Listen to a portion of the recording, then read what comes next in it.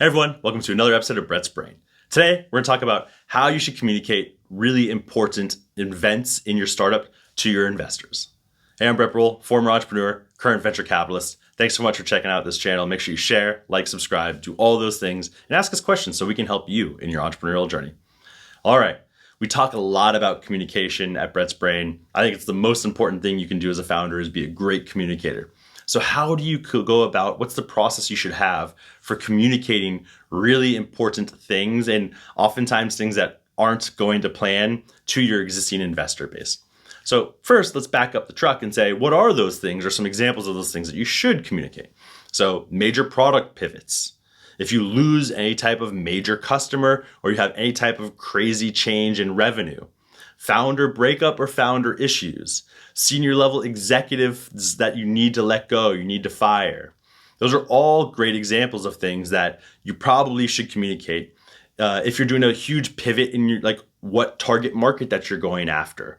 So these are all big major changes that will affect the outcome of your company, where you're going and how you're going to get there. So all of those, it's really important to communicate those. So here's how you should probably go about it. In many of these cases, you should start with your really close in, your lead investors and your board really early before you actually make the decision.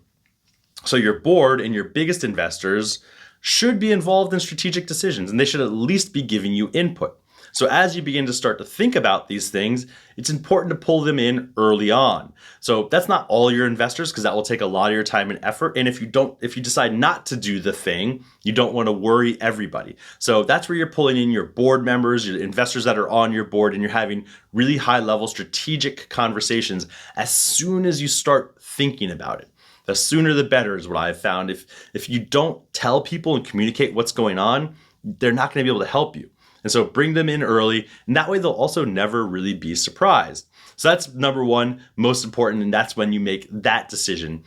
Number two is at the beginning, don't do it as group communication.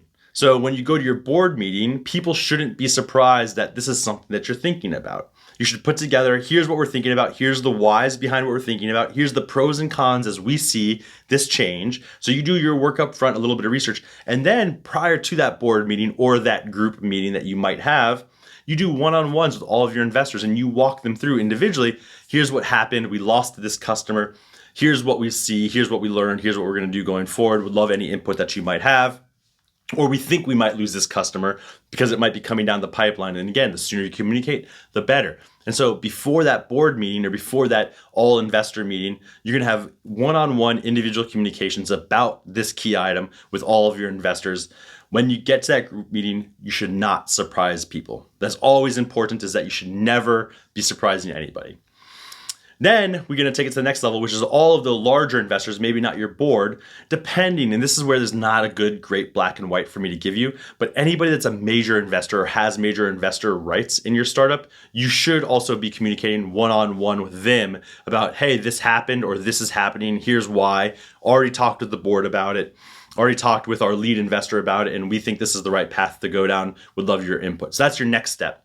Then finally is everybody else. So all of those other investors that you might have, could be angels, could be investors. And what I have found for some great context there is, first you send out a one-to-many email walking through things. And if it's a big enough deal or really important deal, then you could schedule a one-to-many call where, hey, happy to walk through this on a video call that we have coming up. We have 30 minutes set aside. Please feel free to join if you're interested. And so again, not a black and white on having to do that, but you don't have the time, and I wouldn't worry about having one-on-ones with minor investors or smaller investors, because that'll just be too time consuming for you. And it's just hard to go through that with every single person on your cap table. So that's a process from start to finish about how to communicate tough things and how to go about it, from your biggest investors and your board members to the major investors that you might have to smaller stakeholders.